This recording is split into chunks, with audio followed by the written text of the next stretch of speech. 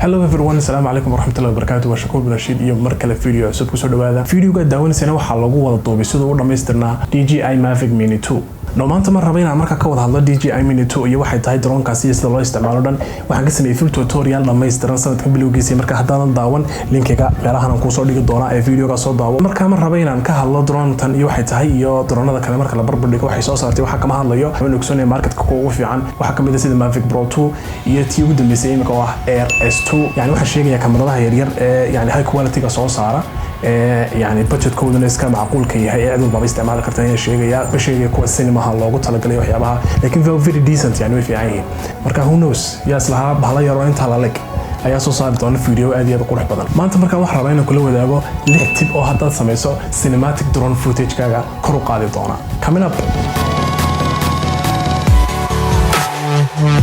qodobka koowaad waxa weeyaan location-ka iyo timing-kaaga aad hagaajiso waxaan ka wadataa waqtiga ugu qurux badan waxa la duubaa waxa weeyaan golden hour-ka xilliga cadceed soo baxayso iyo xilliga ay cadceed u dhacayso marka ka koobaad waxa weeyaan inaad ilaaliso waqtiga wax duubiso inaad ka warhayso haddaan duubi lahayn marka inta badan si dadku duubaan xilli cadceed soo jeedo ama duhur oo kale haddaan duubi lahayn drone iyo kamarad kale kuma fiicna marka waa inaad hagaajisataa oo aad ka warhayso waqtiga duubiso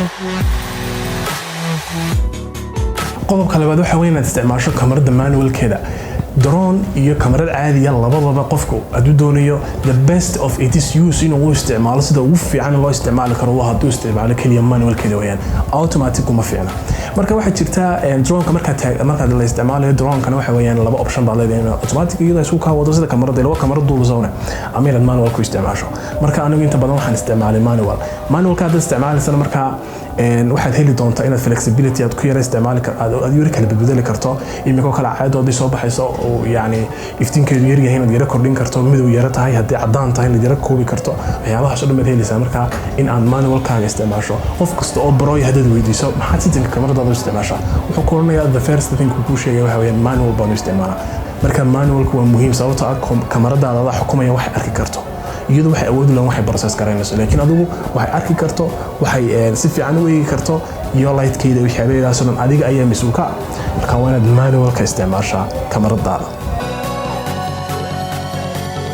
qodobka saddexaad waxa weeyaan in aad isticmaasho waxa loo yaqaan ND filter wuxuu kamaradaada u qabtaa waxa weeyaan xasasan galaas oo kale sida muraayadaada oo kale markaad aad gashato oo kale cadceedda kaaga qabato ayadoo taana loo isticmaala sababta kugu keensan aad ND filter isticmaasho waxa weeyaan waxyaabaha ay ka wada sameeyeen drone-ka ee ugu dhani waxa weeyaan in ay ku siinayaan fixed aperture yani waa buuda aperture light-ku ka soo gala halka ka soo gala weeyaan marka taas fixed uma bedeli kartid suppose marka 2.8 loo isticmaalaya inaad xilli cadceedu soo jeedo kale waxaad sawiraysaa xilliga cadceedu soo jeedo 2.8 ku sawirayso iftiin fara badan baa soo gali doona maxaad sameynaysaa marka adigoon doonayna shutter speed-kaaga aad badbadasho oo motion blur-ku uu isbedbedelo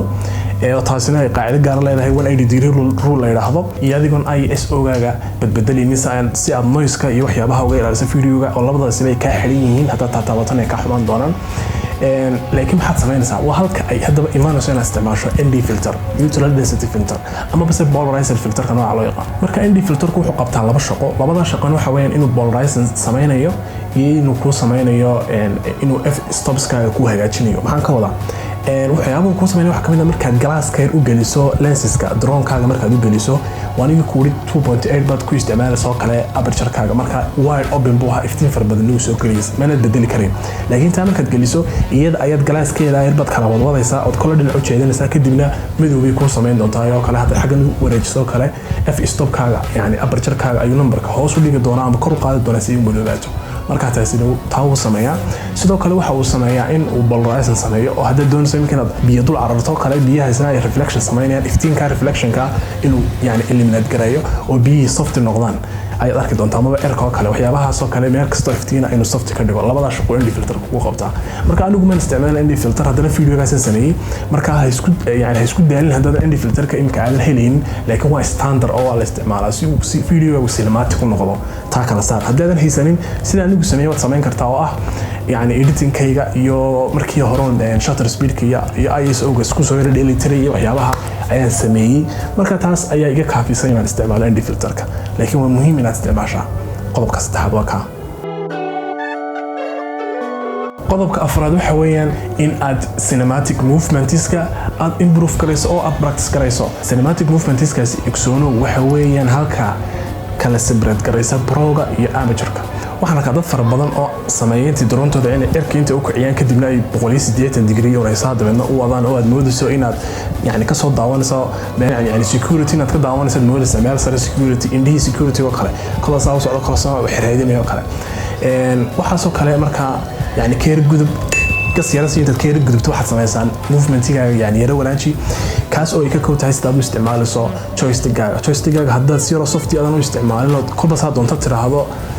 waxaan ogsoonahay in hadhow tala gimbalkaaga uu dhaqdhaqaaq samayn doono fara badan kadibna shake fara badan video samayn doono marka si yaro nice iyo smooth u yaro wad movementiga aan ku tilmaamo kana isticmaali karto waxa kamid ah dhowr aniguna isticmaali videogan waxa kamid ah nooca loo yaqaan reveal shot waxa weeyaan droontaadii sidaa u socota inaad object markii hore aan la arkin aad dabeedna dadkii tusto taas waa mid waxa kamid ah parallax-ka kamid ah ama orbit shot-ka 360 inaad ugu wareegto objectigaaga oo kale adoo centerka ku haya 360 ugu wareegto waxa kamid ah follow up-ka inaad gaari socdo kale ama shakhsi socdo kale aad droontaad yara daba geliso kadibna ay saa u daba socoto kale iyaduna waa movement inaad kamaradaada kor u qaado hoosna kor u dejiso waxa ka fiican waxyaabaha movementigaas oo kale samayso marka adigu qaar kan la way jiraan soo raadi isku day inaad samayso movementiga yara hagaaji la socodday wixii fahmaysaa qodobka shanaad waxa weeyaan waxa loo yaqaan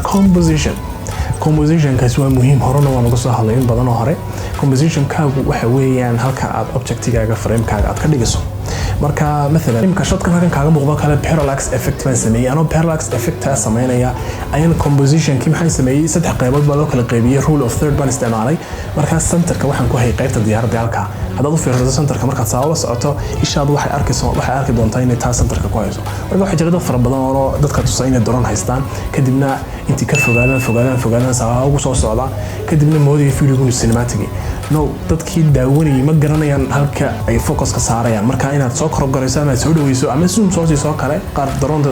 inta badan way leeyihiin zoom marka aad dabeedna centerka shayga aad ugu tala gashay aad dhigto dabeedna dadku ay ishooda raacdo ayaa muhiim ah marka inaad compositionka isticmaasho ayaa iyaduna loo baahan yahay compositionka maxaa kamid ah waxa kamid inaad foreground isticmaasho anigu marka foreground ka isticmaalay waxaan u isticmaalay fooqa dahabshiil oo kale waxaan u dan lahaa inaan reveal ku sameeyo shayga ka dambeeya ama koo kale ku beegan ee ah diyaaradda marka reveal shotkaas aan ku sameeyay lens flare-ka quruxda badan ee cinematic ka dhigay inta badan standardka ahna iftiinku ayuu noqday mid halkaaga soo gelaya marka taasina waxay noqotay foreground isticmaal karo marka foreground-kaagana iska isticmaal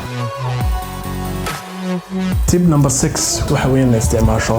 color grading saxa imka sidan oo kale videogu san markii hore muu ahayn aan duubay actually uu qurux badnaa oo waxa jiray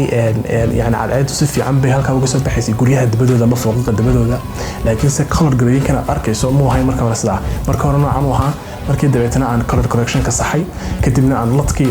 ladkiga kusoo shubay ama look up color table-ka ah aan ugu talagalay colorka inuu ii saxo oo next step-ka wallet aan leeyahay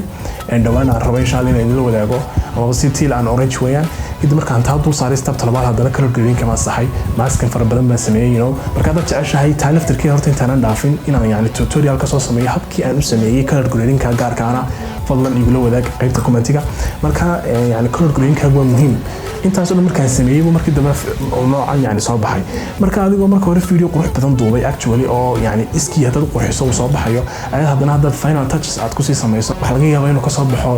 wixii quruxda badnaa wax ka sii qurux badan marka inaad color grading-kaaga aan degdeg kaga dhigin aad time yara siiso oo yara edit gareyso waqti yara geliso wax walba waqti la geliyana wax qurux badan soo baxa marka color grading-kuna waa muhiim in aad iska hagaajiso oo aad tabeedna iska separate gareyso qofka beginner-ka qofka pro-ga sababtoo waxa lagu kala garanaya waxaan video si loo soo qurxiyo marka taasina waa muhiim marka alright guys intaasuu video-gu noogu eegyahay 6 qodob ee rabay inaan la wadaago 6 qodob bay ahaayeen marka hadda 6 qodob samayso waan ogahay waanan hubaa in video-gaagu noqon doono mid cinematic ah oo qurux badan ogsoonoona intaad haysato yani agabkaaga inaad mar walba isticmaaliso oo aadan u baahnayn agab fara badan inaad isku mashquulsan oo kaa maqan intaa aad haysato yar mar walba dadka kula taliya wataa weeyaan inta aad haysato mar walba isku day inaad isticmaasho marka fiidiyoga koorsi fara badan insha Allah khusay editingka iyo waxyaabahaas oo way noo soo socdaan waxaan rabaa inaan ka sii hordhicin waqtigeena la wadaago marka waxaan rajaynayaa in fiidiyogaas ka cajibiyo aad iyo aad kaaga mahadcelinayaa waqtiga qaaliga haddii aad ilaa waqtigaas oo gaadhay oo daawanayso marka fiidiyogan maanta asxaabta inta inoo wadaagado aad baad mahadsan tahay mar labaad waxaan ku xusuusinaya fiidiyogan aad ka hesheen like saarto soo kana subscribe tiraahdo channelka comment-igana ra'yigaaga igu soo wadaagto marka fiidiyoga soo socda inta ku gaari doono waa shaqo binashadayna leh peace